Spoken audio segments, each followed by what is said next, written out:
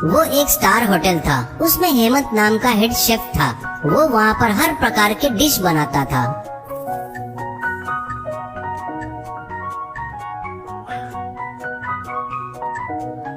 उसके नीचे काम करने वाले शेफ को भी अच्छी तरह सलाह देता था। उस होटल के मालिक का नाम था अग्रवाल। वो चार्टर्ड प्लेन में हर देश में जाता था।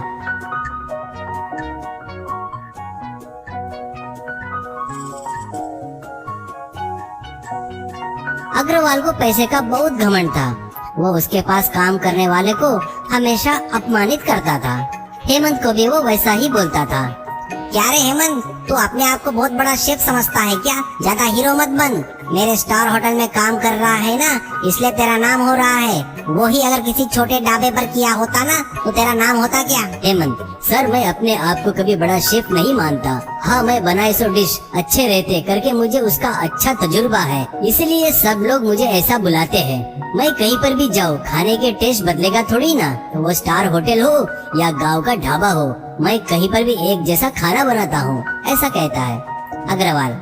है बस ऐसे डायलॉग की कमी नहीं है तेरे पास, ऐसा कहता है अग्रवाल। कभी कभी हेमंत को अपने फ्लाइट में ले जाता था। वो जहाँ रुकता था वहाँ हेमंत से खाना बनवा कर खाता था और कहता था, तुझे लाकर तुझसे पकवा कर खा रहा हूँ, इसलिए अपने आप को ग्रेट मत समझ।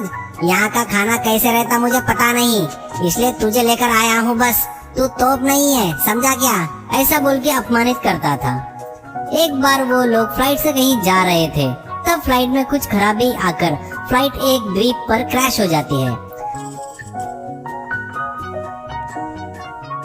भगवान की दया से हेमंत, अग्रवाल और पायलट को कुछ नहीं होता। तभी वहाँ के जंगली लोग भाले लेकर उन्हें घेर लेते हैं। उनमें से एक जन पूछता है, कौन हो तुम लोग? यहाँ हमारे द्वीप पर जो भी पैर रखता है हम उसे जिंदा नहीं छोड़ते। हमारे अलावा यहाँ कोई नहीं रह सकता, ऐसा कहता है हेमंत। भाई, हम जानबूझकर यहाँ नहीं आए हैं। अचानक हमारे प्लेन में खराबी आई, इसके कारण हमारा प्लेन यहाँ क्रैश हुआ है। कृपया हमें कुछ मत कीजिए प्लीज, ऐसा कहता है वो आदमी। तुम्हारा क्या करना है क्या नहीं करना है हमारे सरदार बताएंगे, चलो। ऐसे उनको लेकर सरदार के पास आते हैं। सरदार को उनके बारे में बताते हैं।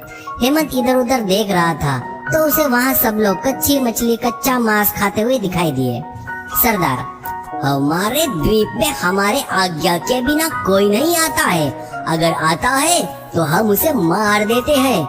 आज अमावस्या की रात है, आज हम किसी को भी नहीं मारते, ये हमारी प्रथा है।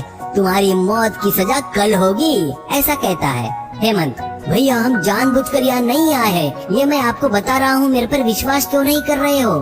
कृपया हम लोगों को कुछ मत कीजिए, लगे तो आपकी खुशी के लिए हम कुछ भी करने को तैयार है। कृपया हमें छोड़ दीजिए, कहता है। यह सुनकर सरदार कुछ सोचता है। हमारे खुशी के लिए कोई भी काम करोगे? अगर उससे हम खुश हुए तो पक्का हम तुम लोगों को छोड़ देंगे, लेकिन तुम लोगों को आज ही यहाँ से भगाना होगा, क्योंकि आज हम किसी को नहीं मारते, क्योंकि अमावस्या की रात है करके। बताओ, हमको खुश करने के लिए क्या करोगे?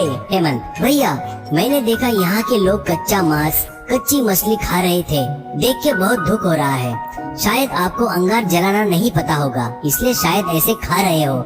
मैं यहाँ आप लोगों को अंगार में पका खाना कितना अच्छा रहता है मैं सिखाऊंगा, एक बार खाकर देखिए। कहकर प्लेन के पास जाकर उसमें से खाना बनाने का पूरा सामान लेके आता है और वहाँ पत्थर से चूल्हा बनाकर उसमें लकड़ियाँ लगाकर माचिस से अंगार जलाता है। वो देखकर जंगली लोगों को काफी आश्चर्य होता है।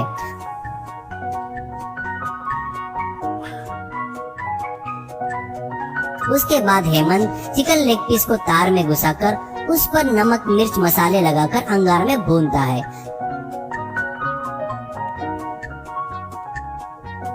अच्छे से भूनने के बाद वो खाने के लिए सरदार को और कुछ लोगों को देता है।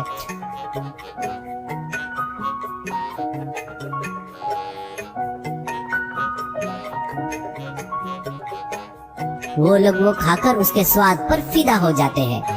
सरदार, अरे वाह, क्या स्वाद है इसका, इसे कैसे बनाते हैं हमको तो पता चल गया, पर इसके मसाले कैसे बनाना? तभी हेमंत, वो किस पौधे से बनाते हैं पूरा मैं आपको बताऊंगा। ये सुनकर सरदार, शाबाश, अब तुम लोग जा सकते हो। तुम्हारे लिए एक नाव बनाकर देंगे हमारे आदमी, ऐसा कहता है। हेमंत और सब लोग उनको धन्यवाद देकर नमस्ते करके वहाँ से बच गए रे भगवान करके नाव से निकल जाते हैं। फिर अग्रवाल उसकी जान बचाने के लिए हेमंत को आभार मानता है।